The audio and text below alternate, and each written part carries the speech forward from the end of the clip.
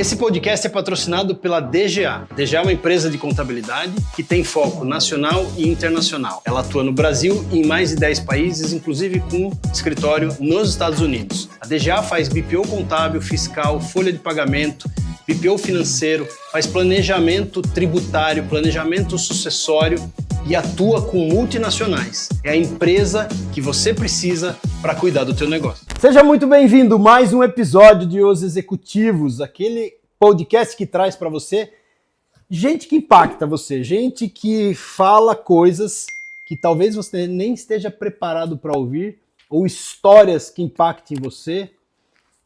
E hoje, agora, nesse podcast, eu vou ter o privilégio de entrevistar mais um grande amigo meu. A gente se conhece já há muito tempo, a gente já tomou muito vinho junto, a gente já ficou bêbado junto, a gente já conversou muita coisa sobre a vida, sobre os negócios, sobre governos, sobre política. E hoje eu tenho o prazer de trazer aqui para conversar comigo um cara que eu tenho certeza absoluta que você vai sair impactado, porque ele é um cara muito pragmático. Ele fala aquilo que ele pensa, ele fala aquilo que ele acredita. Ele não tem filtro. Ele fala aquilo que ele realmente vê e percebe da sociedade, daquilo que ele acredita. E eu acho muito legal isso porque ele tem uma visão muito pragmática. Naturalmente, isso está embedado junto com os valores que ele tem, com aquilo que ele faz, com aquilo que ele enxerga, com aquilo que ele acredita. Estou aqui com nada mais, nada menos do que João Peixoto. Joãozinho, seja muito bem-vindo. Obrigado por você estar aqui. João Peixoto é nada mais, nada menos do que... Você é o CEO lá da Ouro Preto, o CEO da Ouro Preto. Ouro Preto é uma gestora que tem hoje sob gestão nada mais, nada menos do que 16 bilhões de reais, com meta até o final do ano de 2026 atingir aí perto dos 25 bilhões de reais. Está ganhando um prêmio atrás do outro no mercado pela performance que eles têm nos fundos. O João vai contar um pouquinho para vocês aqui. O João é advogado, formado pela USP, né, João? Isso. Advogado, formado pela USP. É dono de uma... É editor ainda? Tem editora ainda? Editora. Tem uma editora. Escreveu algum livro, João? Escrevi sobre fundo de investimento, mas já há muito tempo. O João parece ser meio tímido, um pouquinho assim, mas só dá uma garrafa de vinho para ele que ele se transforma. Né, João? E hoje nós vamos falar aqui sobre mercado financeiro, política externa e tudo que surgir no assunto aqui. Vamos falar de FDIC. O João é um dos maiores especialistas em FDICs do Brasil. É um cara que tem profundidade no que fala. Então, Joãozinho, eu tenho a liberdade de chamar ele de Joãozinho, porque sou amigo dele. Né, João? Bom. João, seja muito bem-vindo. Obrigado por você estar aqui comigo, por você ter dedicado um tempo para estar aqui batendo papo comigo, né? E eu quero explorar muito esse pragmatismo que você tem de vida. Vamos falar de política, vamos falar de negócio, vamos falar de investimento, vamos falar de Putin, vamos falar da China, vamos falar de tudo que tiver do Brasil, né? E aí, João, conta pra gente um pouquinho da tua história. Como é que você chegou na Ouro Preto? Como é que foi? Eu sei a tua história, não precisa contar tudo, mas faz um resumo pra gente aí. E como é que você está no mercado financeiro hoje? Um cara aí que não para de ganhar prêmio, eu vejo toda hora lá no seu Instagram, no Instagram da Ouro Preto, você recebendo um prêmio atrás do outro. Conta pra gente um pouquinho disso. Douglas, eu agradeço aí o convite, tá? Satisfação estar aqui. Vamos lá, falar um pouco da minha história, né? Bem, sou mineiro, nasci em Belo Horizonte. E como é que eu vim parar em São Paulo? Eu vim parar em São Paulo porque eu queria me aventurar ali, né? Chegou em determinado momento, estava fazendo faculdade, eu ia me formar muito cedo, né? Um pouco influenciado pelo meu pai queria que eu fizesse medicina e acabou que eu não tinha nenhuma vocação para ser médico, né? Não gosto nem de sangue. Não gosto nem de ver sangue, doenças, coisas. Se você falar que tem uma doença, eu começo a sentir as dores, começo a sentir os sintomas. Então eu não tinha vocação nenhuma, eu acabei... Meu pai é um cara do interior, né? Ele só enxergava duas profissões. O cara do interior pequeno, né? Aquele interior ali, ele só enxergava medicina e direito. Ele próprio era advogado. Né? Então ele me influenciou ali, eu comecei a fazer direito, entrei na faculdade com 16 anos, 17, sim, eu ia me formar com 21 anos, porque o curso era de 4 anos. Tá? Mas aí no primeiro ano de faculdade ali, eu resolvi romper, né? Resolvi sair de casa. Falei, cara, eu quero me aventurar. Eu achava muito provinciano, achava a cidade de Belo Horizonte um negócio muito provinciano. Belo Horizonte é uma cidade interior grande, né? E eu falei, cara, eu quero ir para o Rio de Janeiro ou São Paulo. Né? Eu tinha que... eu tinha, assim, uma influência ali. Você tinha uma editora, que depois eu cheguei até a trabalhar, assim, realmente, que era brasiliense, né?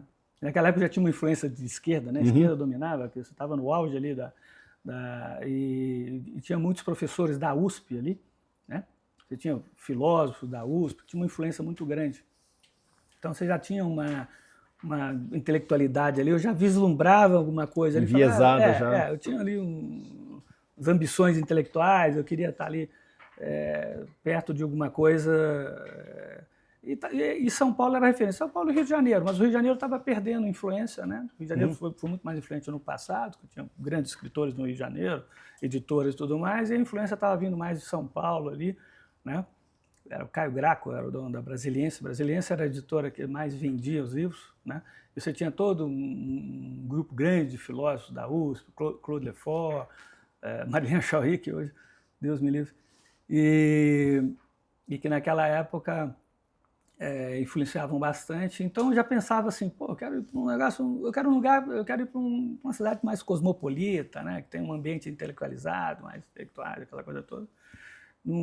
Então, aí eu me aventurei e vim para São Paulo. Eu saí de casa, né? Sem grana, sem nada. Meu pai ficou muita raiva de eu ter feito isso, né? E fiquei 5 anos sem falar com meu pai, tá? E eu vim parar em São Paulo, com 17, 18 anos, né? 18 anos, não tinha muita... não sabia muito bem ali... E aí eu queria fazer física. Né? Queria fazer física, né? Queria ser um cientista. Né? Então eu queria entrar em física. Mas aqui em São Paulo, sem apoio da família, duro, né? Arrumei um emprego à noite, no centro da cidade. Ali. Mas você fazia faculdade nessa época ou não ainda? Tinha abandonado a faculdade em Belo Horizonte. Ah, você abandonou a faculdade e veio para São Paulo. Vim para São Paulo. Queria fazer física. E lá você fazia o quê? Direito? Fazia direito. Direito. E em pouco tempo eu falei, cara, eu vou fazer física, eu vou tentar entrar em física aqui na USP. Tá? Eu tinha eu tinha uma tia, né, assim, não era bem tia, né, mas assim, era uma parente ali distante, mais distante, que era casado com um físico aqui. Né, e eu achava aquilo bem interessante. E eu falei, pô, vou fazer física, mas arrumei um emprego à noite, trabalhava a noite toda, que era compensação de cheques. Tá, né? No Ficava banco. A noite inteira, trabalhava ali, morava no Bexiga, ali, morava um pé de gente ali, né? aquela coisa da República ali, República não era nem de estudantes, era República de pessoal que se virava aí, que eu consegui ali, né? Pouco tempo ali eu consegui. Então, trabalhava à noite, só que o que aconteceu? Eu sofri tanto ali, né? Sobrevivência, ganhava muito mal, aquela coisa toda. Vi negócio, a vida é dura. Descobri que a vida era bem mais dura do que eu imaginava ali e tal. Eu falei, cara... Aí eu falei, cara, não vou entrar em Direito. Porque Direito eu já conhecia, né? A minha família toda. Então, assim, me parecia muito fácil. Eu tinha trabalhado, meu pai tinha um cartório no interior. Então, eu já tinha trabalhado com meu pai muito jovem. Então, eu trabalhei muito jovem. Comecei a trabalhar com 14 anos. E eu conhecia. Para mim, era sendo uma coisa muito fácil. Né? O Direito era um negócio muito fácil. Então, eu disse, cara, eu vou fazer Direito. Vou entrar em Direito. Mas eu falei, mas aí eu fui ver, para entrar em Direito, eu só podia entrar numa faculdade pública. A faculdade, obviamente, era a USP. E fiz vestibular, né? Estudei ali por conta própria, tá? E não tinha esperança de passar, estudei 3 meses, falei, cara, não vou passar, era uma concorrência absurda, né? Você tinha na USP ali, em primeiro lugar, o curso mais difícil para você entrar, que tinha pouquíssimas vagas, era jornalismo, medicina e direito, naquela época, né? Então, você tinha que ter uma nota muito grande, mas para minha surpresa, né? Você tinha um peso muito diferente para algumas matérias, como, por exemplo, redação, né? Eu fui muito bem, assim, eu passei muito bem. Passei e tal. E aí eu entrei na São Francisco, que é a USP. Tá? E aí eu conheci a história da São Francisco. Né? São Francisco é um negócio muito interessante. A São Francisco é a Harvard brasileira, né? Primeira faculdade criada no Brasil, né? Como a Harvard nos Estados Unidos. Né? 17 presidentes da República estudaram na São Francisco. Uhum. Então a história da São Francisco é um negócio muito interessante. Todos os presidentes da República Antiga estudaram na São Francisco. Né? E era a elite ali do café com leite, né? Quando você tinha ali Minas e São Paulo. Então, assim, isso foi um negócio muito, muito interessante. Mudou a minha vida, assim, minha visão do mundo ali, né? Porque eu cheguei ali na faculdade e eu queria depois fazer... E depois acabei sendo influenciado a fazer outros cursos. E eu entrei em vários cursos na USP. Nunca terminei esses cursos. Né? Na verdade, eu queria fazer os cursos, mas eu era preguiçoso também. Eu odiava a burocracia, então eu brinco que eu só me deformei em direito. Né? E quando eu entrei na época, o presidente do centro acadêmico era o Haddad. Haddad, né? Eu era da turma do Toffoli ali, não era exatamente da turma do Toffoli. O Toffoli entrou um pouco depois. Né? Estou citando essas pessoas aí, né? Não é como exemplo também, né? Só para situar o período, a época, o ambiente e tudo mais, né? Xandão era calouro, né?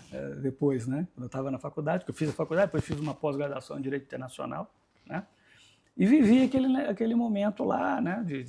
Momento político, o fim da ditadura, né? Porque eu entrei em 85, né? Que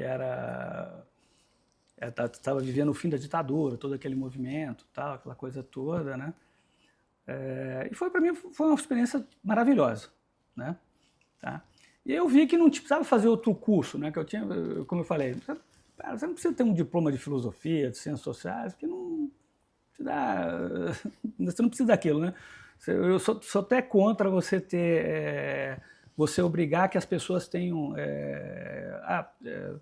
regulamentar profissões assim. Eu acho que o cara quer filosofar, psicologizar, sociologizar, isso aí não precisava nem fazer faculdade, cara, entendeu? Se o cara é inteligente, ele é capaz, né? Não faz sentido regulamentar essas profissões. Nem mesmo direito, assim, nem mesmo direito. Acho que o cara podia ir lá só estudar por conta própria e pegar uma autorização da OAB para advogar, mas qualquer pessoa que tivesse o mínimo de capacidade, né? Na área assim, dessas coisas. Eu acabei fazendo vários cursos na USP. Um pouco de economia, história, entrei, fiz linguística, filosofia, porque eu tinha algumas ambições intelectuais ali. E vivi, e aí comecei a advogar, tá? Passei por grandes escritórios de advocacia, tá? Na época os escritórios todos eram pequenos, tá? Por exemplo, Pinheiro Neto tinha 60 advogados e eu ficava impressionado. Ainda mais eu ali do interior, né? O escritório de advocacia era 2 advogados. O escritório de advocacia do interior, né? Quando eu via, e naquela época a gente tinha como referência, assim, o maior escritório do mundo de advocacia era um escritório em Chicago, que tinha 2.000 advogados. Hoje se tem no Brasil escritório com 5.000 advogados, sei lá, né? Um negócio maluco, na minha opinião. E aí advoguei e acabei no mercado financeiro, advogando bastante na área do mercado financeiro. Que foi onde eu te conheci, na verdade. Foi quando a gente se conheceu, exatamente, e acabei empreendendo no mercado financeiro. Né? Montei a gestora, né? Uma gestora de recursos, aí é uma história longa ali, advogando para corretoras, para investidores, e aí eu cheguei a trabalhar muito em montagem de banco, de financeira, depois sociedade de crédito direto, distribuidora de valores. Então, eu conheci toda a legislação e, mais do que isso, né, como é que funcionavam essas empresas, e acabei entrando firme no negócio ali, né, sendo um sócio de um banco, de um projeto dentro de um banco, né, que você conhece bem. Né? E dali, depois que aquele projeto do banco lá não deu muito certo, né? Pelo menos a minha participação no projeto, aí eu resolvi montar uma gestora de recursos. Não deram certo com a gente, né, João? Não deram certo com a gente. E gestora de recursos de terceiros, né? Para quem aí, pessoal que está aqui vendo, né, o podcast aqui, é um negócio muito novo no Brasil, tem 30 anos mais ou menos, que a CVM autorizou a gestão de recursos terceiros, né? Que é você fazer a gestão por intermédio de fundo de investimento ou de carteira administrada, né, de recurso de terceiros, né, de investidores. E isso nos Estados Unidos são gigantes. As gestoras dos Estados Unidos são muito maiores que os bancos. Né? Pega a BlackRock, tem 10 trilhões de dólares, é muito maior que o primeiro banco americano, que é o JP Morgan. A segunda gestora nos Estados Unidos, a Vanguard, que tem 8 trilhões. Né? E eu vi isso e falei, cara, né, quero empreender nisso aqui. Eu sempre tive uma veia empreendedora também, tá? Que eu acho que eu herdei do meu pai. Meu pai era um cara muito empreendedor, foi sócio de indústria, de tudo coisa que você puder imaginar, hospital, foi área comercial, teve restaurantes, cerâmica, agropecuária, né? E eu tive muito essa veia empreendedora do meu pai. Você é investidor anjo também de algumas coisas, sou investidor anjo em mais de 20 startups. Tá. Né? Na verdade, umas 30 startups. Umas startups que deram certo, outras que a gente vendeu através de fundo de investimento ou na pessoa física. Tá. Né?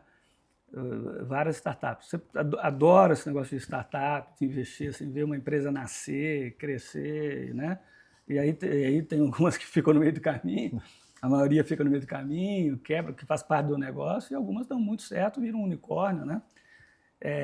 Todas essas grandes startups ali, por exemplo, eu vi nascer a XP, né? Vi como é que foi, como é que ela PagSeguro, o Mercado Livre, o Mercado Pago, essas grandes, né, que a gente conhece hoje, que extremamente bem-sucedidas, né? Eu vi nascer aqui no Brasil, ou crescer aqui no Brasil. Stone, desde o zero, né? Eu vi nascer desde o zero ali e tal. Né? Então, você conhecendo as pessoas ali, vendo aquele negócio, aquela empresa pequenininha ali, do fundo de quintal, depois vira uma mega e gigante empresa, né? Acho isso um negócio apaixonante, eu gosto bastante disso. Eu invisto bastante sempre com essa expectativa lá que isso aqui vai virar um unicórnio. Né? Legal. E aí você se tornou, nessa jornada, nessa brincadeira, você se tornou um dos maiores especialistas de FDIC do Brasil. Exatamente. Né? Fundo de investimento. Eu fiz mais de uns 500 FDICs. Assim. Explica, hoje você tem... Para quem não sabe, o que é um FDIC? O FDIC é um fundo de investimento que pode comprar créditos. Né? Cara, investimento, as pessoas elas complicam muito o investimento, mas investimento só tem 3 tipos de investimento. Né? Ou você compra uma participação num negócio, é comprar ações, né? Aí tem várias formas. Ou você compra uma dívida, tá? Ou você compra um bem na expectativa desse bem oferir algum dinheiro com esse bem pela valorização do bem ou pelo aluguel do bem. Ou pela renda do bem. Pela renda do bem. Vamos pensar, você compra um imóvel, quando o cara compra uma criptomoeda, ele está pensando, se o cara comprar um Bitcoin, está achando, isso aqui vai valorizar. Isso. Mas o grande negócio é a dívida, né? O que move o mundo é a dívida, né? Até de uma forma meio assustadora. Né? Você pega a dívida dos Estados Unidos, 37 trilhões de dólares, eles impagável. Eles estão, acho que, com 125% do PIB hoje, não é isso? Algo em torno disso. 125% do PIB, por aí, 120% do PIB. O Japão, a dívida já está batendo 300% do PIB, né? Então, assim, a dívida, seja a dívida pública, né, ou a dívida privada também, as empresas são muito endividadas também, né? No Brasil, no mundo também, as empresas são bem endividadas. Só aquelas 7 grandes empresas americanas que se dão o luxo de não ter endividamento, que são empresas que podem emitir ações ali e captar dinheiro, porque sempre tiveram uma grande valorização, né? Estou falando da Meta, da NVIDIA, daquelas 7 empresas de tecnologia cujo endividamento é baixo, né? Mas o resto das empresas tem um grande endividamento. Quer dizer, então assim, e o FDIC é um fundo que até antes da existência do FDIC, se você quisesse comprar um título de dívida, né, você poderia comprar um título público ou um título de emissão de banco. Né? O banco, quando emite... o banco, toda vez que você dá um dinheiro para o banco, você está comprando uma dívida do banco, as pessoas sabem. Entendem isso, né? Quando você coloca um dinheiro numa conta corrente, na verdade, isso tecnicamente, juridicamente, é um empréstimo que você está fazendo para o banco. Né? Está emprestando dinheiro para o banco trabalhar e você tem o crédito. E quando você agora, ou você compra um CDB, um papel de emissão de banco, uma LCI, uma letra financeira, tudo de papel de emissão de banco, você está emprestando dinheiro para o banco também. Quer dizer, isso é dívida. Né? Então, assim, o volume de dívida, ele é 20, 30 vezes maior do que o volume de dinheiro de equity, circulação, né? De equity. Né? De circulação, então, nem se fala. Né? E a dívida é que gera até o aumento da massa monetária, né? Da base monetária, né? Que as pessoas, né, também pouco entendem, até eu acho até nem os economistas entendem isso hoje, que eles acham que é o seguinte, uma taxa de juros alta, na verdade, aumenta a base monetária, gera inflação. Porque você, por exemplo, se todo ano, todo o dinheiro quase está aplicado em dívida, no caso do Brasil, aquela dívida, aquela base monetária passa a ser 20% maior no ano que vem. Cresce 20% maior no ano que vem. É mais dinheiro em circulação, né? Então, ao contrário do que pensa a maioria dos economistas, que acham que tem que ter uma taxa de juros alta para controlar a inflação, eu penso o contrário. Penso que uma taxa de juros muito alta vai aumentando a base monetária. Ou seja, eu penso exatamente o contrário do que a maioria dos economistas pensam em relação, né? Porque sempre quando você fala, tem que aumentar a inflação para controlar a base, eu acredito que isso aí não tenha... prova disso que o Brasil sempre conviveu com taxas altíssimas de inflação e taxas altíssimas de juros, né? Se o governo gasta mais do que pode, ele acaba criando um imposto inflacionário, não tem nada que controle isso, não tem como você evitar isso. Vamos explorar um pouquinho esse assunto, João, já que a gente entrou nessa seara aí, vamos explorar um pouquinho esse assunto. Qual que é a tua visão? Você está com 16 bi sob gestão, querendo levar isso, sua meta é 25 bi até o final do ano, você me falou. Qual que é a tua visão? Primeiro, vamos falar de Brasil, né? Depois a gente expande isso pro mundo. Qual que é a tua visão, a visão do João, sobre o cenário brasileiro? Nós estamos aí à véspera de Copa do Mundo, eleição, feriado que não acaba mais. Qual que é a expectativa que você tem, primeiro, para a eleição? O que você está vendo do ponto de vista político, econômico? Como é que você entende que isso vai impactar? A gente está agora gravando nesse momento, o dólar deu uma queda forte, tem muito investimento entrando aqui por causa de guerra no Irã. É guerra no Irã, não é? A gente nunca tem certeza absoluta, quem não é do mercado, quem não está estudando isso o tempo todo. Qual que é a tua visão de cenário nacional hoje para a economia? Douglas, a gente pode fazer uma análise conjuntural ou uma análise estrutural. Tá? Assim, estrutural, o Brasil é um fracasso.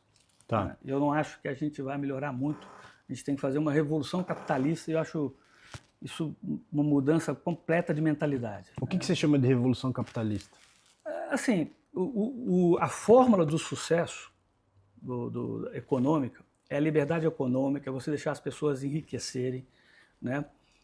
Liberdade contratual. E o Brasil é tudo o contrário, né? Liberdade de você contratar empregados, né? Sem o risco do empregado te dar uma facada nas costas, como é o caso aqui no Brasil, na Justiça do Trabalho, que acha que o empregado é hipossuficiente, e depois o empregado, você promove a deslealdade, né?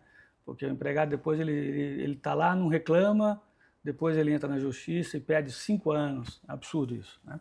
Isso não existe em lugar nenhum do mundo tal. Então, assim, tudo um negócio anticapitalista, tudo o Brasil conspira impostos absurdos, uma complexidade tributária, e essa forma tributária, na verdade, não melhorou nada disso, pelo contrário, piorou. Então você vai ter uma carga tributária muito maior e uma carga tributária que destruiu a indústria nacional e agora vai destruir serviços e agronegócio. Agora você vai aumentar a carga tributária para serviços e agronegócio, né? Então, assim, o Brasil é totalmente errado em tudo. Assim, o Brasil, assim, ele não tem liberdade econômica e ele é um país liberal em matéria de costumes. Quando a fórmula do sucesso, qualquer lugar do mundo, é liberdade econômica, né? É respeito aos contratos, lealdade contratual, de você poder se associar, é uma baixa tributação, né? E você ter segurança em matéria de costumes, de estrutura social, né? O Brasil é exatamente o contrário, né? Então é a fórmula do insucesso total, né? A gente é uma bagunça em matéria de costume, não tem valores morais, né?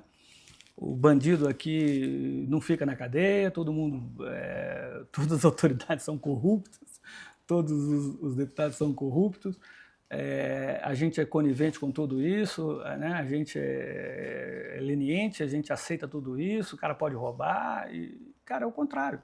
Você vê, os Estados Unidos foi feito com uma base moral fortíssima, né? E uma grande liberdade econômica. Até a própria China o comunismo na China deu certo, porque a gente estava até discutindo, né? Assim, você tem dois sistemas. O sistema, a China é um país, uma nação com dois sistemas, dito pelos próprios chineses, né? Quando incorporaram Hong Kong, eles trouxeram aquela liberdade econômica vista em Hong Kong, eles começaram testando em Hong Kong e depois passaram para o resto do país. Aquela liberdade econômica, né? O Deng Xiaoping que bolou isso e falou, pô, é um país e dois sistemas.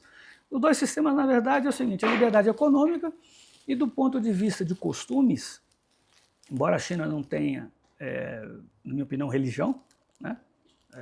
E de fato não tem, assim, o governo comunista ele controla a moralidade, né? Você tem uma censura que para a gente é muito ruim, porque a gente não está acostumado com censura, eu acho que é ruim do ponto de vista de liberdade, mas aquela censura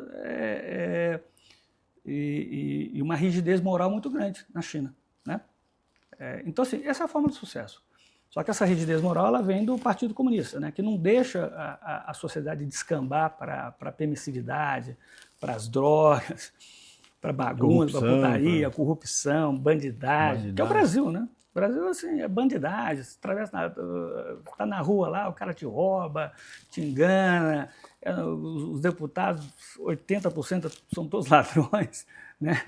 As grandes autoridades, a gente é conivente com tudo isso, com essa bandidagem, e em vez da gente agir como o Bukele está agindo lá, né? Só massacrar os bandidos, né? Cara, não tem outro jeito, né? Então, isso aí imagina, a China, ela cuida dessa moralidade, né?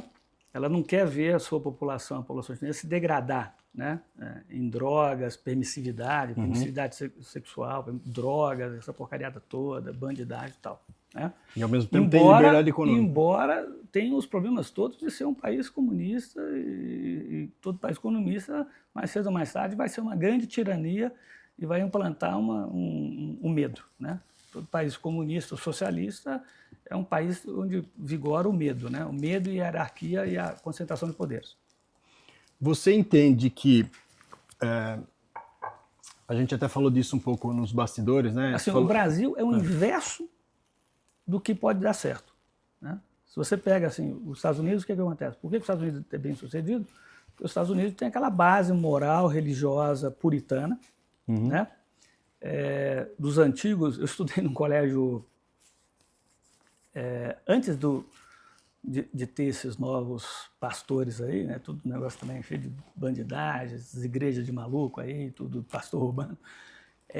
Eu estudei num colégio batista, né? Lá que foi colocado pelos americanos. E era assim um nível de moralidade, né? Os pastores eram todos pessoas muito honestas, muito sérias, muito confiáveis, né? E aí você vê assim que eram os pastores americanos que fundaram o colégio, né? Batistas, né?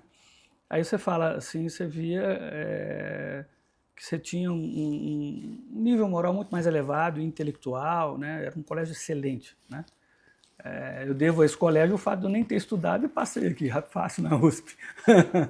Mas me diz uma coisa, João, assim, você diz, o Brasil está o inverso daquilo que é para dar certo, mas de alguma maneira... Isso do ponto de vista estrutural. Estrutural. Agora, conjuntural, assim, conjuntural, qualquer pessoa aqui no Brasil tem muita oportunidade, dá para ganhar dinheiro, as coisas mudam rapidamente, por exemplo, o que vai acontecer agora na política? Eu acho que a esquerda vai perder, o Lula vai perder. Não tem como o Lula não perder, porque já tem um desgaste da esquerda, né? A esquerda só tem líderes velhos, né? Tudo lá com 70, 80 anos, lá, viu o Zé Disseu, já está batendo as botas já. O Lula também, e o pessoal cansou disso, né? O eleitor do Lula é um eleitor comprado ali, Bolsa Família, que você foi comprado. Esse modelo também é um modelo que degrada moralmente a sociedade. O que é o Brasil? É um país que rouba quem produz, né, com impostos, né, impostos altíssimos, que pune as pessoas mais competentes, né, mais inteligentes, os melhores profissionais, as melhores empresas, com uma carga tributária absurda. Eu vejo na minha empresa, assim, quer dizer, eu recebo na pessoa física, o sócio recebe na pessoa 10% do que a gente paga de impostos. Ou seja, eu tenho um sócio que fica com 90% do que eu ganho. Né? Entendeu? Você sabe disso. Você é contador, você sabe o que é isso. Né? Então, quando a gente olha aquela carga tributária, fala, cara, não é possível, cara. Né? Sobrou para a gente, sei lá, né, alguns milhares aqui, a gente pagou milhões de impostos. É chocante.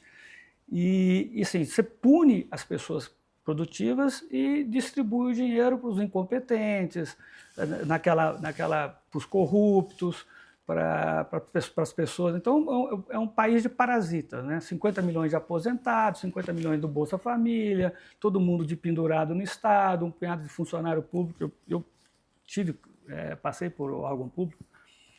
A gente sabe que não trabalha, cara, porque não existe o risco da dispensa. Funcionário público, olha, eu posso até, né, depois, é chato falar isso, mas assim, cara, trabalha muito menos. Quem trabalhou como funcionário público, quem trabalhou na iniciativa privada, privado é o chicote ali, né? Chicote estalando ali, cara, se você é empresário, você tem que acordar cedo, trabalhar e produzir, senão você está ferrado, né? E o empregado também, tá o cara ali, né? Funcionário público, quem vai brigar com funcionário público, cara? O patrão não quer brigar, o chefe do funcionário público não quer se indispor com o funcionário público. Ele não é demitido. Eu lembro que eu trabalhei em órgãos públicos, né? Porque eu fiz tanta coisa ali, eu resumi muito minha vida ali. Eu trabalhei em tantos lugares que eu lembro claramente isso, assim, metade das pessoas não trabalhavam e simplesmente, ou porque uns eram incompetentes e o meu chefe falava, eu perguntava, por que você não dá trabalho para aquele cara? Porque ele sabe fazer tudo errado. Então eu não dou trabalho para aquele cara, tá? E aí de repente o cara nem vinha mais. Vinha de vez em quando, só ia lá pegar a volerite e não tinha ninguém que ficava em cima do cara ou quebrando eficiência. João, do ponto de vista estrutural do Brasil, você acha que o brasileiro é desse... Porque isso, de alguma maneira, é uma permissividade que a própria população acaba se acomodando e concordando com tudo isso. Você acha que do ponto de vista estrutural, de onde vem essa herança? De onde vem? O que culturalmente faltou para o Brasil ou falta para o Brasil para a gente... Cara, é muito fácil entender por que a gente deu errado. Estruturalmente, tem uma herança ibérica aí forte. Quer dizer, a gente... A gente foi colonizado ali, né, por Portugal, toda a América Latina, né, pela Espanha, num momento de decadência da Espanha e Portugal. O que era Portugal? Era um país de burocratas. Né? Então, o Brasil é um país que a burocracia nasce antes do povo. Né? Como diz o Olavo lá de Carvalho, falando, chegou aqui já tinha rei, vice-rei, ministro, um punhado de gente ali, um punhado de burocratas, e o povo era um tatu-bola, um índio ali, meio olhando aquilo, meio assustado. Né? Não tinha povo e já tinha burocratas. Já tinha estrutura burocrática, por quê? Portugal já tinha aquela estrutura burocrática que, ao contrário da Inglaterra, foi rompida. Né? A Inglaterra tem uma tradição de luta, né? Desde a Magna Carta ali, né? Uma tradição de luta contra a concentração de poder.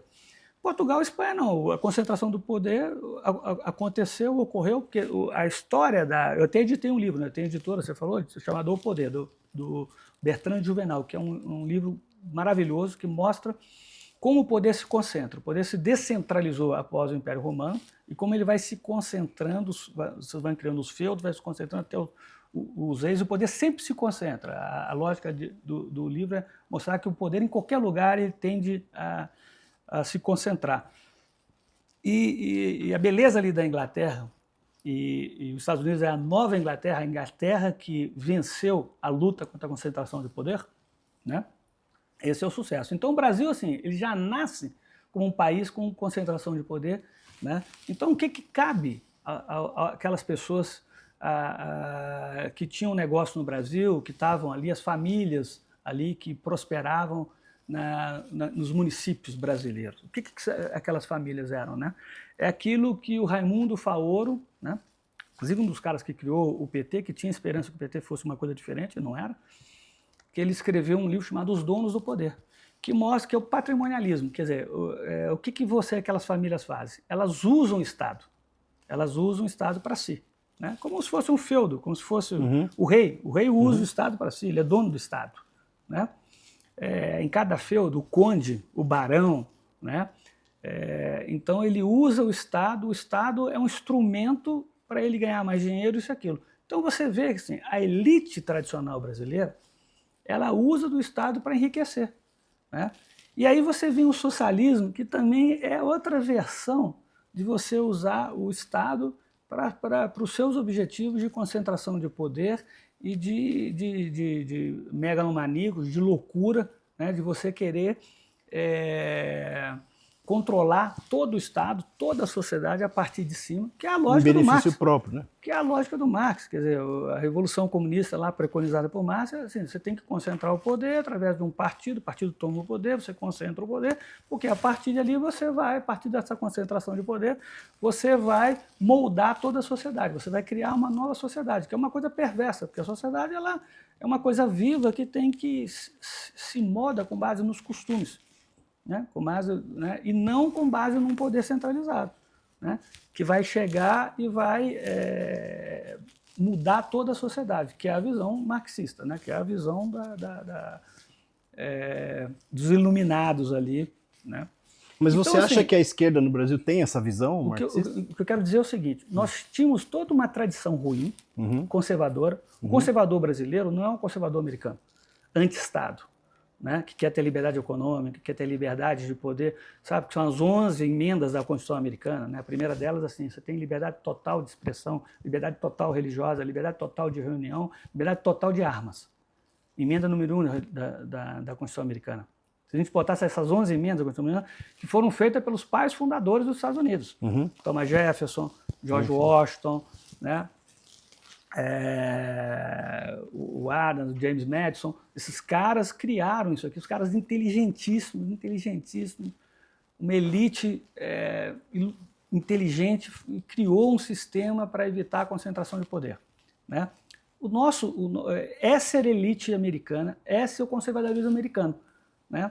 Totalmente diferente do conservador brasileiro, que é um cara que nasce e acredita no poder centralizado, né? Então a gente juntou aquela elite antiga com a nova elite socialista, né? A elite antiga que você diz os fundadores. Do Brasil. Do Brasil. As famílias que dominam o Brasil, quer dizer, o que são os fundadores no Brasil? São a elite que em cada cidade vai dominar as cidades. Por exemplo, na minha cidade do interior, em Minas, tinha 4 famílias. Qualquer cidade que você pegar aqui, você vai ver, tem 4, 5, 6 famílias que mandam na cidade, 4, 3 famílias tradicionais, né? Que são os caras que... E esses caras usavam a prefeitura, usavam o Estado para benefício próprio, que é o patrimonialismo. Quando vem o socialismo, que é a ideologia dominante hoje, né? Ele vem com a retórica de que ele vai combater isso, né? O patrimonialismo, né? Ele vem com a retórica de pior, e vai combater isso mediante mais concentração de poder, destruindo aquele poder que ainda era descentralizado. Você tinha 5 famílias, agora vai ter uma só, né? Então, assim, é um horror, porque você antes já tinha esse problema de ter uma concentração de poder em 5, 6 famílias que dominavam o negócio, né? Que viviam parasitando o Estado para eles era só um negócio, eles disputavam, eu via no interior, assim, as famílias disputavam quem ia tomar o poder, quem ia ser o prefeito, né? E quem fosse o prefeito sempre se beneficiava daquilo. Tá? Aí quando você vê, por isso que é tão simples assim, por que um Sarney se dá tão bem com o PT? Né? Por que um Aécio Neves, né, família tradicional, se dá tão bem? Né? Por que um Alckmin, que é uma família tradicional, né? Alckmin é uma família tradicional de políticos também, né? Tem até de origem ali paulista e mineira. Se dá tão bem com o PT, até virou petista. Né? Por que esses caras, por que com o Alcolumbre, esses caras que antes mandavam no Estado se dão tão bem? Porque a lógica é a mesma, que nós vamos pegar o Estado e vamos fazer o que a gente quer desse Estado. Né? Esse Estado vai se concentrar. Né? E a única briga que eles têm é que eles querem dividir mais entre eles ali, né? Os tradicionais, querem manter aquela política tradicional de, quem pegar pode fazer o que quiser, né? Pode se dar bem. Né? Quem tiver ali, né? E o próximo que entra nem briga com o antigo, fala, agora é minha vez. Agora é minha vez. Mas você acha que existe direita e esquerda no Brasil? De fato? Não, existe, está nascendo uma direita, nunca existiu a direita, né? A direita que eu falo assim, a direita está crescendo agora, exatamente porque e as pessoas não entendem isso, não entendem mesmo, porque eles acham que os socialistas eram os caras que eram... o socialista, tudo bem, ele acusava aqueles caras, aqueles burgueses ali, né, aquelas famílias burguesas, né, acusava e achava que não. Agora é minha vez eu vou através da burocracia, eu não vou criar aqui através do Partido Comunista. E eu vou salvar a população, que a população está... A população não manda nada, né? Assim, a gente sabe o que é bom para a população, né? É exatamente o contrário dos Estados Unidos. Quer dizer, a população, ela se vira, ela sabe o que ela quer, ela tem poder. Né? Exatamente o contrário. Né? Então, assim, o grande sucesso americano foi que ele veio... Imagina, Segunda Guerra Mundial. A Europa totalmente dominada por comunismo e nazismo. Que o nazismo nada mais que é uma versão, uma versão do comunismo. Né? O Hitler, que é a base de concentração de poder. A lógica do Hitler é a mesma. Eu vou criar um partido e eu vou tomar o poder, vou concentrar o poder, que é o que está Marx puro e simples, é o Manifesto Comunista. Está lá, está escrito. O que ele fez foi isso. Inclusive era do Partido dos Trabalhadores Socialistas Alemães. Né? O Partido Nazista é isso, né? Que era um partido de inspiração marxista. O fundador ali, o Mussolini, que era do Partido Socialista, era um marxista também, Partido Socialista, e ele funda o Partido Fascista na Itália. O fascismo, né? Na Itália. Exatamente assim, nada mais é do que uma versão diferente do comunismo. Só um comunismo diferenciado, como sempre houve. Você tinha a versão depois maoísta, você tinha a versão da Armênia, você tinha um comunismo. Primeiro porque é o seguinte, porque como é uma concentração de poder, é fácil brigar, todo mundo quer o poder. Então, se você vai concentrar, sempre vai ter um cara dissidente. Né? O que é Trotsky? Né? O cara dissidente do Stalin. Stalin vai e manda matar o Trotsky. É uma versão. O comunismo do Trotsky é um pouco diferente do comunismo do Stalin. Né? O comunismo de Hitler é um pouco diferente. E isso não foi entendido. O cara que entendeu isso era o primeiro-ministro inglês, que era o Churchill. Ele entendeu. O Churchill queria continuar a guerra contra o Stalin. O Churchill, mas o que é na Inglaterra? A Inglaterra estava acabada, estava falida, já estava destruída, acabou o Império Britânico, mas o Churchill ele tinha certeza do seguinte, cara, nós começamos uma guerra aqui contra Hitler e temos que terminar contra Stalin. E ele queria que os Estados Unidos fossem contra Stalin. Os Estados Unidos não queria, obviamente, porque os Estados Unidos, a Rússia lutou do lado dos Estados Unidos. Os Estados Unidos não quis trair o seu aliado russo. Uhum. Né? Se tivesse morrido muito russo, talvez ia ser muito mais difícil ter vencido o Hitler. Né? Quem venceu ali foram os russos. Quem morreu foram os russos. A própria China, né? Quando tem a divisão com Taiwan, é a mesma coisa, né? Eram dois grupos que se degladiavam internamente na China. E aí, quando teve a guerra com a Rússia... Com muito apoio americano. O americano criou apoiava os comunistas ali, achando que os comunistas estavam contra o Estado, estavam contra... quando, na verdade, estavam criando outro modelo de concentração de poder, né? E assim, então, assim, eu acho que, estruturalmente, você tem que mudar essa cultura, é muito difícil. E assim, os erros vão se acumulando, né? Hoje o Brasil é uma sociedade disfuncional. Totalmente disfuncional, como se não houvesse valores, não tem nada que orienta. Se hoje você tem um cara lá na Suprema Corte que ele faz as coisas mais contraditórias e age como um louco, é porque isso só é possível porque a gente virou uma sociedade completamente disfuncional. Você vê as leis que são criadas hoje, eu lembro assim, quando eu estudei, todas as leis penais estavam no Código Penal. E existia uma hierarquia de leis. Você sabe, o cara que matou pega 20 anos de cadeia. O cara que roubou um negócio tem uma pena menor. Hoje as penas não fazem mais o menor sentido.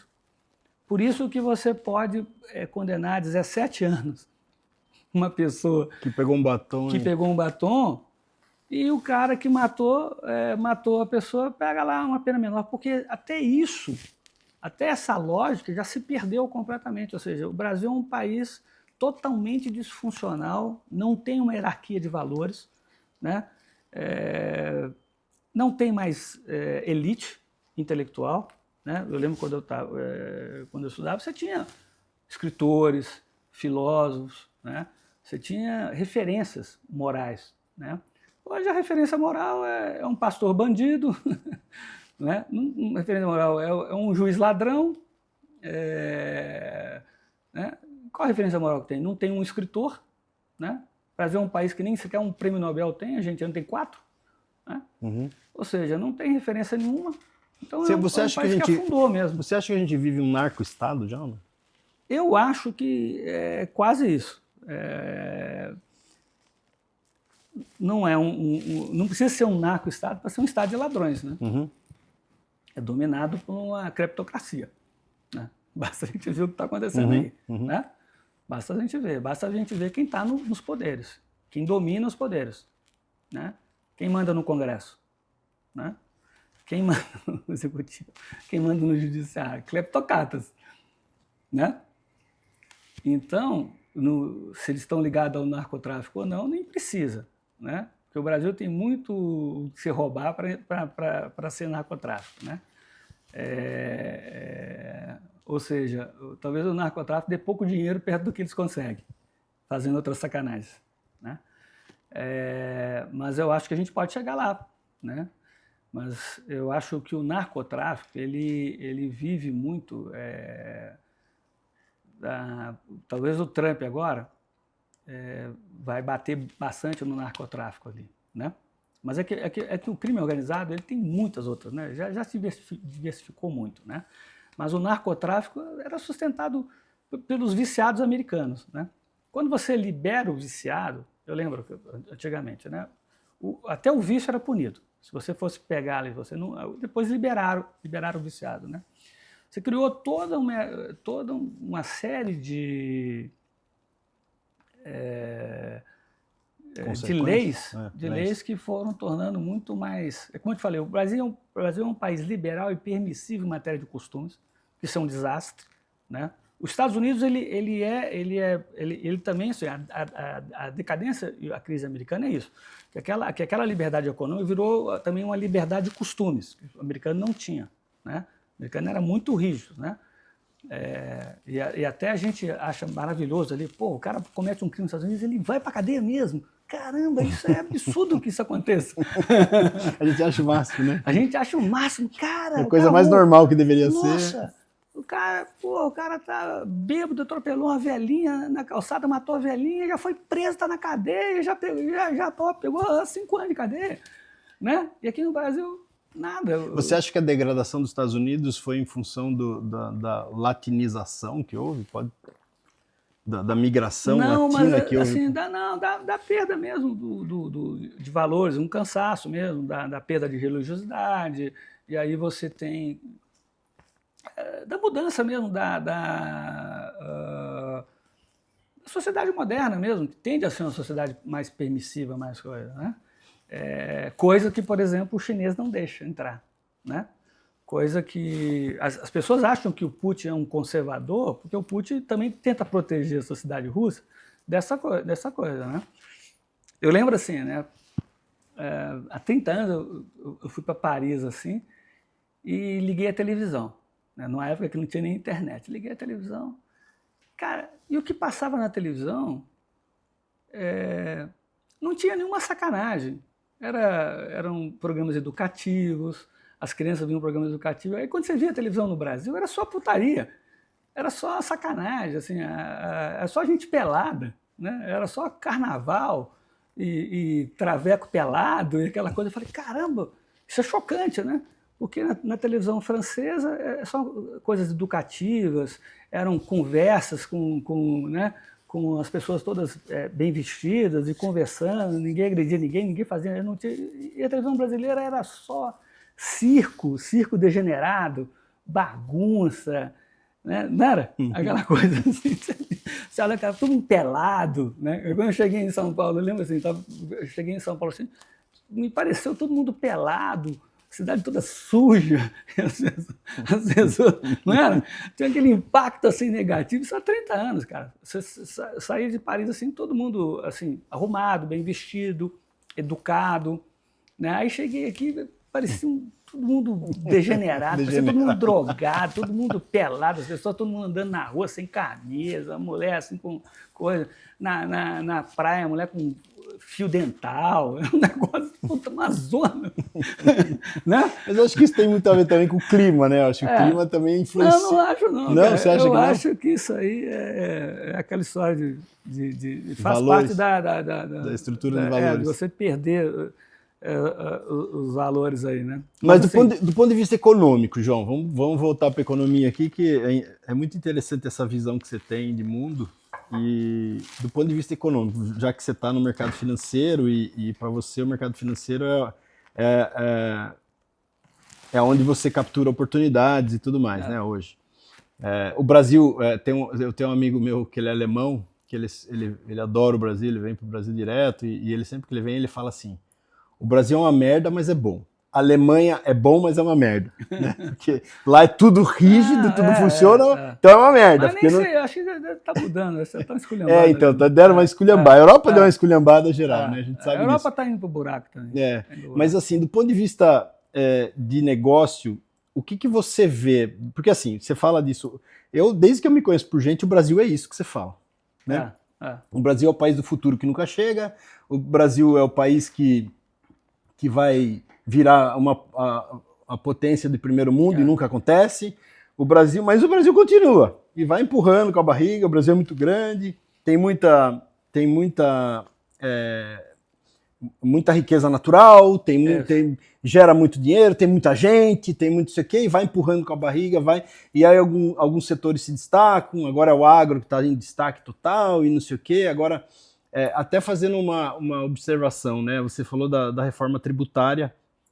E você sabe que eu defendo a reforma tributária. Eu defendo a reforma tributária porque eu, como contador, vejo que a reforma tributária muda o sistema de arrecadação. O sistema vai ficar muito melhor e muito mais inteligente.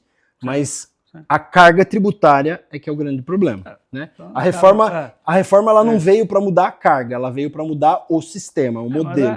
Só que a carga é política. A carga tributária é uma decisão política. Né? E a gente Mas continua... eu sou mais radical nisso aí. Eu faria assim, primeiro colocaria um limite para a carga tributária, né? Na Constituição, né? O Estado não pode ter mais do que 25%. Seria maravilhoso. Né? E simplificaria de forma radical. Né? Você ganhou, todo mundo ganhou, paga 10% e pronto. Né? Seria maravilhoso. Assim, em cima da receita. Uhum. Né? E aí os preços da economia se ajustam. Uhum. Né? Assim, você tem uma receita X, você paga 10% e acabou. Os Estados Unidos tem um modelo bacana, que eu acho que ele é escalonável, mas ele é escalonável então, de forma assim, inteligente, sem penalizar o crescimento. Acabou. Porque assim, cara, porque é absurdo você ver, eu vejo lá, né? A gente é tributado pelo lucro real. Cara, aquilo é inacreditável como é que você consegue calcular aquilo, aquela confusão toda, aquele negócio todo, e se chega lá um fiscal, tudo aquilo pode ser questionado, tudo aquilo, nossa, é um horror. Né? É de propósito, né? É de propósito. Parece que é proposital. Né? Mas do ponto de vista econômico, o que você vê para o Brasil nos próximos anos? Quer dizer, o teu negócio está aqui no Brasil, você continua ganhando dinheiro aqui no Brasil. Douglas, eu acho assim. Essa zona gera muita oportunidade. Eu acho que existe uma esperançazinha de dar uma melhorada agora, né? Acabando com essa ilusão esquerdista. Essa ilusão esquerdista, eu, quando era estudante, era esquerdista, né? Eu era anarquista e eu fui até petista, de certa maneira, né? Porque quando você é estudante ali, porque isso também a gente precisa ver como hoje a universidade forma militantes de esquerda, né? Eu não sei se isso está mudando, mas isso aí é terrível, porque quando o cara chega, ele vai mudar aquilo lá, ele vai precisar de 10 anos para poder perceber tirar todo, né, e para poder mudar toda aquela mentalidade. Estava dá 10 anos, 20 anos, aí já está velho demais e já não consegue influenciar nada, né? Então, isso é terrível, né? No modelo brasileiro, assim. Mas, assim, conjunturalmente, assim, estruturalmente, como eu falei, muito difícil o desafio é muito grande. O desafio é muito grande, né? Porque é um negócio de muitos e muitos anos, tal. né? E a gente não vai, e assim, eu não posso pensar como um comunista. Vamos tomar o poder e a gente muda de tudo por decreto. Entendeu? Uhum. Eu não penso como comunista. Eu penso assim, a sociedade ela tem que ir mudando, tá? E estruturalmente vai ser muito difícil, né? É muita mudança e tal. Conjunturalmente, eu acho que a gente tem que vencer a esquerda agora, né? Se não vencer a esquerda, adeus, eu vou para o Paraguai, né? Tem que vencer a esquerda agora, botar muita gente na cadeia, muitos bandidos na cadeia, inverter, né? Libertar muitos caras que estão presos indevidamente, né? Voltar a ter essa hierarquia de valores ali, né? E botar... E eu não sei se isso vai acontecer ou não, vai depender do voto aí, né? Não sei o que vai acontecer, mas a coisa está indo bem, assim, aparentemente, né? Está indo na direção certa, né? Então isso aí, se a gente tivesse um cara como o Paulo Guedes, né? Você vê, se a gente tivesse... O Paulo Guedes estava no caminho certo, né? Bastava não contratar mais funcionário público, diminuir o Estado, né? Eu acho que tem coisas sensacionais que você pode fazer, né? Dentro dessa lógica de diminuir o Estado e entregar mais poder para a população, né? Por exemplo, a questão do voucher por que a saúde pública você tem que contratar um hospital onde você vai ter um cara ali corrompendo e tal? Cara, dá um plano de saúde para toda a população e ele vai contratar.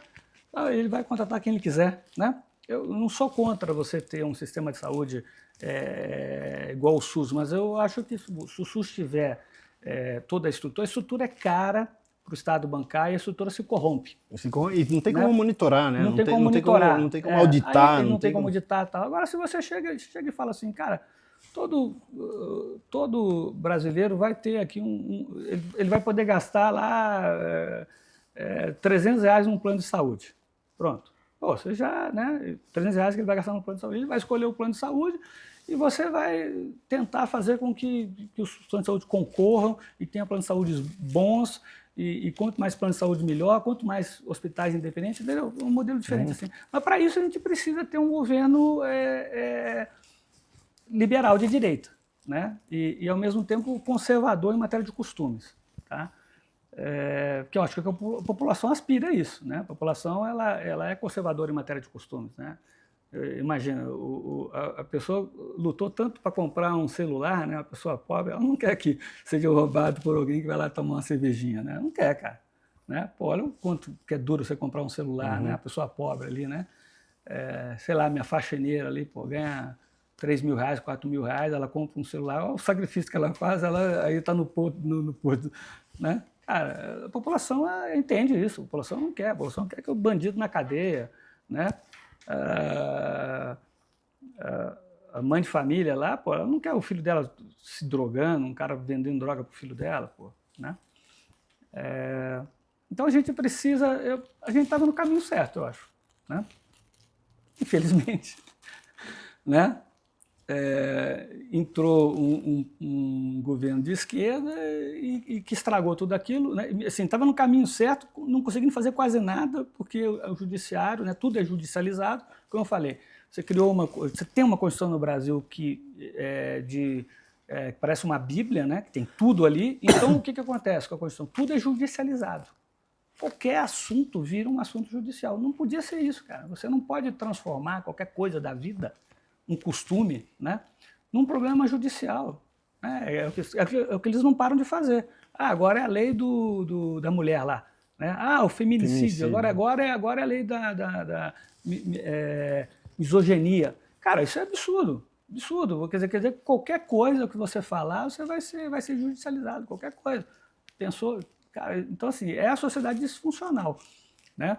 E a gente estava no caminho certo, então a gente precisa voltar a retomar esse caminho, né, de controle público, né, de você controlar os gastos do Estado, controlar o tamanho do Estado, combater a corrupção ali, mas é tanta coisa. Você não acha que isso está tão sistêmico no Brasil que tentar combater isso vai acontecer exatamente? Não, mas eu acho que você tem uma classe média aí que aí vem o problema de você não ter no Brasil uma elite, cara. A elite tem que ter. O Brasil, assim, o Brasil parece uma Rússia.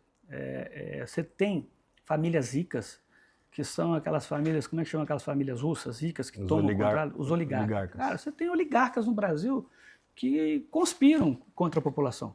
Eu posso até citar os nomes, pode citar o nome. Melhor não. Melhor não? Melhor. Você sabe, né? Tem 10 famílias, né?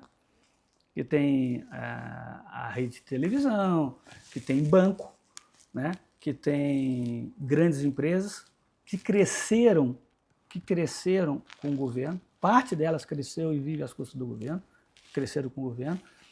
E essas famílias é como aqueles oligarcas russos. Elas estão ali em simbiose com o Estado, vivendo às custas do Estado, né? Se beneficiando, e tiveram educação esquerdista. Achou normal esse esquerdismo. Todas, eu posso citar 10 grandes famílias que, se elas quisessem mudar o Brasil, elas mudariam, né? 10 grandes. Mas não querem porque se beneficiam, de alguma maneira, é isso? Não quer porque se beneficia, não quer porque não tem inteligência. Não tem inteligência, né? Então tem malandragem, burrice, né?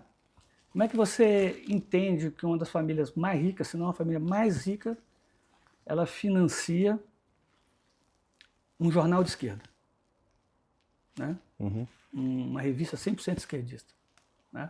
E se você for ver, todas esses canais tradicionais, essa imprensa tradicional que está sendo destruída pelo YouTube, pelos canais, outros canais, as mídias sociais, graças a Deus, estão todas na mão são todos jornalistas de esquerda, todos bancados por essas famílias milionárias.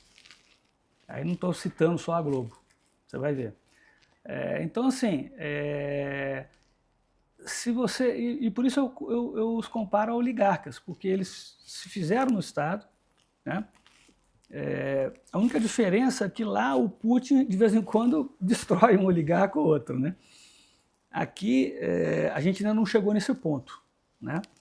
Quando o Putin tomou o poder, você tinha outros oligarcas que ascenderam na época do Boris Yeltsin, né? O Putin destruiu todos aqueles oligarcas e colocou oligarcas fiéis a ele. Botou todos aqueles caras na cadeia, os caras bilionários, destruiu aquelas famílias ricas antigas e colocou os caras que são super fiéis ao Putin. No Brasil isso ainda não aconteceu. Se a gente for nessa linha aí de concentração de poder, aí, isso vai acontecer, né? Isso iria acontecer. Não vai acontecer porque a gente vai ter uma mudança agora, né? Eu acredito. Mas assim, o Brasil se parece muito com a Rússia, né? Porque se você pega ali os 10 ricos grandes no Brasil, né, estão todos comprometidos com o Estado, estão todos sustentando a narrativa de esquerda e os mecanismos, né, que fazem com que a esquerda domine. Então, por exemplo, você vê uma coisa assustadora? Eu vou te falar. Como que um deputado, um senador tão insignificantes como o Randolph, como, por exemplo, uma Érica Hilton, como Janones, pessoas tão ignorantes, né, tão incultas e burras, são ouvidas. Elas são ouvidas na imprensa, a imprensa dá razão para eles. E aquele deputado honesto, que tem ideias inteligentes, ele nunca é ouvido pela mídia, né? Você percebeu isso? Cara, isso é assustador. Por quê? Por que você vai pegar o deputado mais medíocre de esquerda, né? Por que você vai dar atenção para Érica Hilton? Quantos... como é que fala? Como é que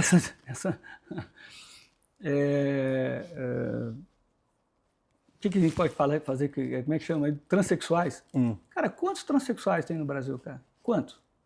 0,001%. Né? E por que você vai dar atenção para esse cara? Por que esse cara vai ser a voz permanente que aparece o tempo todo na imprensa se ele não representa quase ninguém? Você acha que tem uma agenda por trás? Claro que tem. Tem toda uma engenharia social, tem gente ali, tem gente por trás. O pessoal das revistas, né? Toda a equipe que está por trás ali das revistas, tal, gosta desse tipo de coisa. Não, mas o foco disso é o quê? Destruir a família? Destruir os não é nem destruir a família, simplesmente assim, são pessoas que acham que esse assunto é relevante, né? É como, por exemplo, assim, você vê, a esquerda até hoje vive do regime militar. Negócio que já passou há 40 anos, 50 anos. Um episódio, até hoje eles querem viver, até hoje, eu fui oprimido. Foi nada, foi nada. Eu fui torturado, foi nada. Se você fosse torturado, você teria exemplo, você teria sequelas. Cara, você sabe o que é ser torturado, meu amigo? Né? Cara, ser torturado, por exemplo, o John McCain, né? Aquele senador americano, ele foi torturado no Vietnã. Ele andava assim, por quê? Quebraram todos os ossos dele, os ossos se ligaram e por isso ele andava desse jeito. Ele tinha sequelas da tortura dele. Agora, aí já tem os brasileiros assim, a gente deu o dinheiro para 300 mil brasileiros aí, supostamente torturados na ditadura, que vai ler que o militar falou, vou te prender. Fui torturado. Não aguentei. Né? João, você disse que você foi esquerdista na faculdade, você chegou a ser petista. Por que você mudou? Porque hoje você é um cara de direita, certo? Na verdade, sou um cara de direita radical, no sentido que, naquilo que eu te falei, a solução para qualquer país do mundo é você ser conservador em matéria de costumes, e aí às vezes você precisa de uma base, às vezes até religiosa, não é fácil, né? Não é, e ser liberal em matéria econômica, né? E a coisa mais absurda é que a China conseguiu isso, simplesmente o Partido Comunista não deixando a coisa se degradar ali, os costumes se degradarem na China, né? Né? Mas logo o Partido Comunista, com certeza, ele corre o risco de querer tomar conta de tudo, dependendo de quem estiver no poder, né? Mas o Xi Jinping está concentrando o poder. Esse é um problema. A lógica tirana. Está concentrando tirana. o poder, né? Se tivesse ainda naquela lógica do Deng Xiaoping, a coisa talvez fosse diferente. Agora, assim, eu sempre fui um pouco anarquista. Né? Então eu era de esquerda porque, na verdade, eu era mais anarquista. Né? O cara que escreveu 1984, como é que chama ele? George Orwell, ele era anarquista, mais anarquista. Né? E os anarquistas eram de esquerda naquela época. Hoje os anarquistas são de direita, que interessante. Né? Você tem um anarcocapitalismo. Né? Por quê? Porque o mundo ficou tão esquerdista, tão socialista, né? E o que eu era anarquista porque eu queria mais liberdade, né? Então era aquela visão anarquista, né? O George Orwell, ele lutou na Guerra Civil Espanhola e foi ali que ele virou anticomunista, porque os comunistas começaram a atrair e matar os anarquistas, que é natural, né? O comunista ele quer uma concentração de poder, está lá o anarquista reclamando da concentração de poder. Primeiro que você vai matar é o anarquista. Você vai se livrar do cara que não aceita a concentração de poder. Eu, na verdade, eu era anarquista de esquerda, porque os anarquistas eram todos de esquerda, né? Então eu tinha aquela coisa, eu queria uma liberdade, eu achava que queria contra a concentração de poder econômico, contra a concentração de poder político, né? Então na verdade, eu mantive essa matriz aí até hoje, né? Na verdade, eu sou de direita porque eu quero mais liberdade. Eu quero uma verdadeira liberdade econômica, né? E o conservadorismo que eu estou falando não tem nada a ver com a concentração de poder político, né? O conservadorismo, para mim, poderia ter uma matriz religiosa, né? Uma matriz assim de costumes, né? Cara, a gente não quer a podridão que hoje tem na sociedade, em termos de costumes, de bandidagem, né? De perversidade sexual, de drogas, né? Só isso. Então, assim, agora, naquela época ainda era muito sedutor ser de esquerda ali, né? Ser de esquerda, todo mundo era de esquerda, todos os governantes eram de direita, mas não eram de direita, era aquela coisa tradicional brasileira, né? Era o conservador brasileiro, né? Quase não tinha ainda, né? A direita era meio que um disfarce, né? Porque de direita mesmo nunca foram, né? Eles eram... Assim, a gente pode falar que é de direitas no sentido de que era uma... É que a gente não pode comparar com a direita americana, que eu te falei, que é a tradição, né? É da direita se você entender que era a tradição brasileira, era a estrutura brasileira de poder, né, que eram os donos do poder, que eu te falei. Então você pode chamar esse pessoal de direita, porque esse pessoal também não é de esquerda, né? Aliás, se você pegar o Centrão é exatamente o exemplo dessa política dos donos do poder, das famílias, das pessoas que usavam o Estado, né? E também o Centrão, mas o Centrão não quer essa concentração total de poder. O que eles querem é o seguinte: vamos nos revezar aqui, né? A gente usa o Estado, né? Que era a lógica, né? A lógica. Eu era contra essa lógica. Então, assim, eu achava que o PT ia... Talvez eu fosse meio, como eu falei, Raimundo Faoro, achando que o PT ia ser a solução para esse problema, né? Então, assim, eu era petista, né? E por que eu era petista, assim? Porque também o PT, quando ele foi criado assim, era o Partido dos Trabalhadores, que o Partido Comunista estava acabando, né? 89 acabou ali a União Soviética, e todo mundo já criticava os comunistas, todo mundo estava vendo que o comunismo ali, aquele comunismo era rançoso, aquele comunismo tradicional, Stalin, isso aí era contra. Então o Partido dos Trabalhadores ele foi criado também como se fosse uma dissidência também, era uma esquerda, um comunismo diferente, né? Não vamos repetir o que aconteceu na União Soviética, né? Era uma proposta diferente ali, né? Mas, de qualquer maneira, sempre é uma proposta de concentração de poder. É isso que eles não entendem. O socialismo não passa disso. Dá uma proposta de você mudar toda a sociedade de cima para baixo mediante a concentração de poder. É só isso. E isso é perverso. E isso acaba que os caras todos vão ter que se matar para sobrar um cara. Porque se você colocar 10 pessoas numa sala, cada um vai ter uma visão diferente. Só muda os atores, né, na verdade. Só sobra um ator. E é por isso que isso aí termina com um Stalin, termina com um Putin, termina com um cara, e ele vai implantar o governo do medo, baseado no medo. Porque ele próprio vive com medo, porque se alguém pode me matar aqui, alguém pode me matar, né? Ele vive baseado na desconfiança, e a sociedade fica toda hierarquizada, e vira a sociedade do medo, que era a sociedade soviética, que é a sociedade hoje, em qualquer lugar que você vai, né? Hoje está todo mundo com medo do Supremo. Né? Você imagina se o Supremo fosse o presidente da República, né? Os 3 que estão lá, um já teria matado, um teria matado os outros 2 e ficado sozinho, né? Normal, né? A concentração de poder ela não para, né? Leia o livro O Poder aí do Bertrand Juvenal que você vai ver. João, para a gente ir para a reta final agora, porque foi denso, essa conversa foi densa, né? Ela foi interessante para a gente refletir, para a gente pensar um pouco sobre como é que a gente enxerga algumas coisas, como é que a gente deve refletir sobre outras. Mas assim, agora de um ponto de vista mais global e para a gente fechar aqui esse quadro e fechar o nosso podcast, eu queria que você desse aí uma visão agora muito econômica do ponto de vista de alocação de recurso mesmo, do que você vê em função do que está acontecendo no Brasil, o que está acontecendo no mundo, guerra no Irã, essa questão do petróleo que está acontecendo agora, eleição, o que você está vendo de hoje até o final do ano, comecinho do ano que vem? O brasileiro, assim, ele tem uma ilusão que é achar assim que ele vai ganhar dinheiro investindo. Não vai. Ninguém fica rico ganhando dinheiro investindo. Você primeiro fica rico e aí você investe. Investir é preservar o capital. Uhum. Tá?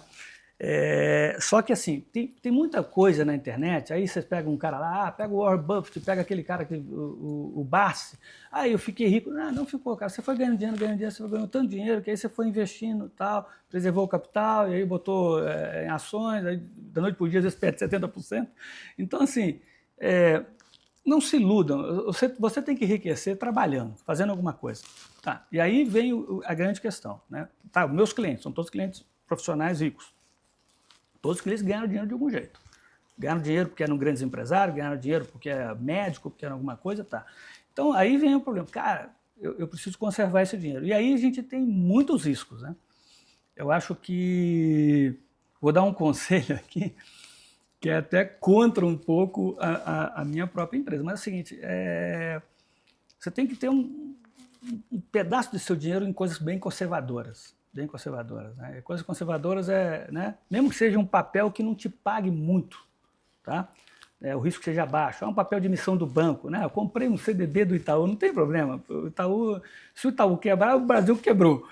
Né? Comprei um título público, tá? Título público também, tá? Comprei um imóvel. Imóvel é um negócio, você tem que ter um imóvel, tem que ter um negócio, tem que ter uma base, né? Uma segurança. Né? Então a primeira questão é essa. Cara, você tem que ter uma base do seu dinheiro numa coisa que você enxerga que aquilo lá não tem como desaparecer da noite para o dia. Agora, você está ganhando muito dinheiro, tem muito dinheiro, então você se arrisca mais. Arrisca no mercado de ações, aí tem uma infinidade. Vai ter tanto investimento, né? E tem investimentos, às vezes, muito bons, e nós estamos partindo para uma situação onde você vai ter plataformas de investimento que você vai poder investir em mais de 1 milhão de ativos em qualquer lugar do mundo, né? Por exemplo, só ativos brasileiros, né? Quando eu comecei a advogar, você só conseguia comprar ações de 300 empresas que estavam na Bolsa e 200 empresas que tinham emitido debêntures. E colocar o seu dinheiro no banco e acabou. Não tinha mais nada. Hoje, só de FDICs, você tem 500, 600 FDICs para investir, né? Fundo imobiliário, você tem papéis, debêntures, vai ter nota comercial, vai ter 1 milhão de papéis. E a gente está partindo para uma situação onde você vai ter até... todos os papéis, todos os valores imobiliários são obrigados a ser registrados ou na Bolsa de Valores, na B3, né, na Núclea, né, você vai ter centrais registradoras que vão registrar todos aqueles papéis, né, e você tem entidades centralizadas registradoras que vão registrar todos os ativos de renda fixa, todos os ativos de dívida, duplicatas, isso e aquilo. E logo você vai ter acesso a tudo isso. Então vai chegar um momento assim que você, através da sua plataforma, lá, seu home broker, né, sua plataforma de investimento, você vai ser tantos investimentos que você vai enlouquecer ali, entendeu? Você vai poder comprar um ativo da Nova Zelândia, da África do Sul, você vai poder comprar um título de dívida da Irlanda, né? Então vai ser... E hoje mesmo, a gente, por exemplo, faz lá carteiras administradas e tal. Cara, é uma infinidade de ativos. Tem carteiras administradas lá que você tem 30, 40, 50 tipos de ativos, né? E aí vem a questão do risco-retorno, sempre dando um retorno maior. E aí você vai ter que depender, o investidor ele vai depender de gestores de investimento, de consultores de investimento, de bons assessores de investimento, e aí tem as cascas de banana, né? Tem um assessor de investimento ruim, incompetente, conflitado, que tem conflito de interesse, vai ter também um gestor conflitado. Você tem que achar os caras bons, né? A IA vai ajudar bastante nisso? Não sei, né? Não sei. Porque a IA, ela talvez ajude um pouco. Mas assim, você vai ter muita coisa. Mas assim, então assim, o que eu acho? Assim, você não vai enriquecer investindo. Isso é quase impossível. Tudo bem. Deu certo para algumas pessoas que começaram lá na criptomoeda, tá? Mas uma coisa esquisita ali, daqui a pouco acaba aquilo lá, a criptomoeda desaparece, porque ninguém sabe o que fazer com a criptomoeda, né? O que fazer, não tem finalidade, então parece uma bolha, né? Parece só um balão ali de ar que não tem nada. Mas assim, vai ter as maluquices para você investir, né? As oportunidades, mas tem que tomar muito cuidado sempre para não cair nos golpes, né? Que tem muita gente aplicando golpe, né? Você investir num negócio que dá uma rentabilidade absurda e que é uma pirâmide, né? Cara, é muito fácil verificar se aquele fundo existe, está registrado na CVM, né? Se aquela gestora tem um passado, tem um histórico, se o fundo de investimento, se é uma boa gestora de recursos. Então, eu acho que o mercado é muito diferente da época que eu comecei, que eu vi o mercado, que não tinha nada. Hoje é muito mais controlado, é muito mais acessível, né? Você consegue checar. Pois mas vai ficar muito mais perigoso. Perigoso, você acha? É perigoso porque você vai ter muita coisa no meio desse tanto de oferta de investimento. Você vai ter oferta de investimento feita por picaretas, por bandido, por incompetentes, por gente que está quebrando, né? Então você vai ter tudo, vai ficar mais perigoso. Porque no passado, o que acontece? Você ia comprar um papel de debênture de uma grande empresa. É difícil dar problema. Aliás, nem conseguia comprar diretamente. Mas você pegava o dinheiro e colocava num banco de primeira linha, um grande banco, e botava um CDB, um RDB, você ia ter um bom resultado. Hoje você vai ter resultados muito melhores, né? Você vai ter oferta de retornos muito melhores, mas riscos maiores também. Tem que saber filtrar. Vai ter que saber filtrar. Vai ficar bem complicado, mas eu acho que uma parte do teu dinheiro tem que estar naquelas coisas seguras que você conhece, né? Ou então uma regra muito bem assim, se você não entendeu o investimento, não invista, né? Assim, ou então entregue para um cara, né? E nunca entregue também para um cara só, né? 100%. Bota um dinheirinho aqui numa gestora tal, na outra gestora, nunca entregue. Fiquei rico aqui, eu estou com 100 milhões. Não pega os seus 100 milhões e coloque tudo na mão de um cara só. Bota 10 milhões para uma gestora aqui, outra coisa ali, né? Dilua. Dilua o risco. E compra aquelas coisas ali que são coisas que se a gente não, se os esquerdistas não tomarem conta e fizerem a revolução comunista, é uma coisa sempre importante. Você tem imóveis, né? Você tem um pouco de imóveis, você ter título público, aqueles investimentos mais seguros, né? Mais seguros, papéis de emissão de banco de primeiríssima linha, ali, ouro, né? Aquela coisa assim. Depois você tem isso aí depois você pega um pedaço do dinheiro para especular.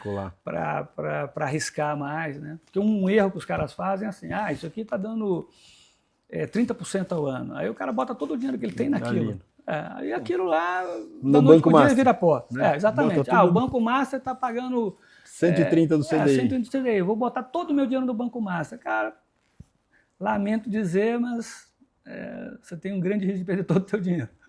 Que foi o que aconteceu com muita gente. Né? Claro, tem gente que tinha 2 milhões, 3 milhões, 4 milhões. Não, eu vi gente que enfiou 100, 200 milhões nisso aí, cara. E aí vai receber 250 mil do fundo garantidor agora. Fora as empresas, né? Tem empresas aí que o cara fez a empresa botar todo o caixa. Quebrou. Clínicas aí, quebrou agora, tá com 3 bi agora.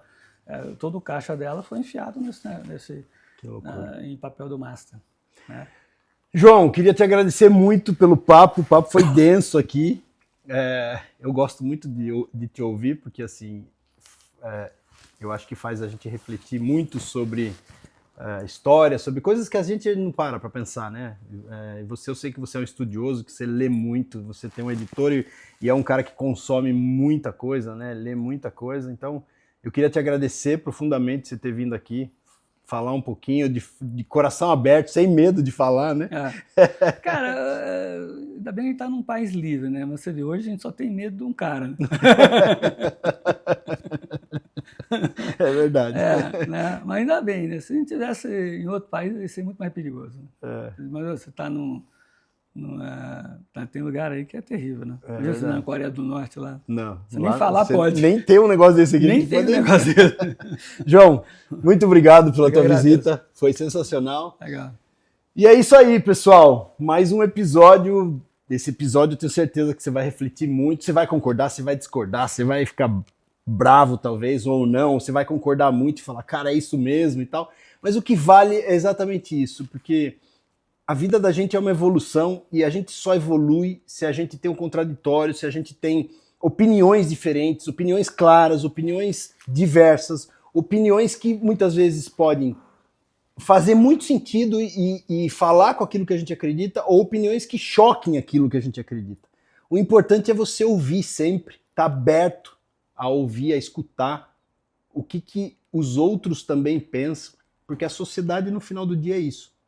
É uma construção e ela evolui quando isso é possível. Se você se isolar num canto ou no outro, você vira alguém que não evolui mais, que você só pensa de forma igual. E para você pensar de forma diferente, você precisa ter o contraditório, o conflito. Então, o que a gente traz para você aqui é sempre isso. Qual foi a opinião daquele executivo que sentou aqui e contou para você aquilo que ele acredita? Por mais que você não concorde, e tá tudo bem. Isso é importante, é você estar preparado para ouvir aquilo que você muitas vezes não estava esperando, ou, se você concordou, também busque o contraditório em outro lugar, em outra fonte, porque é isso que faz você crescer, e mais importante do que fazer você crescer é você ter a sua opinião própria, e não a opinião formada pelos outros. Até o próximo episódio, e eu espero você aqui. Não esquece de assinar o canal e de compartilhar se esse episódio fez sentido para você ou você quer que alguém escute esse episódio. Até a próxima.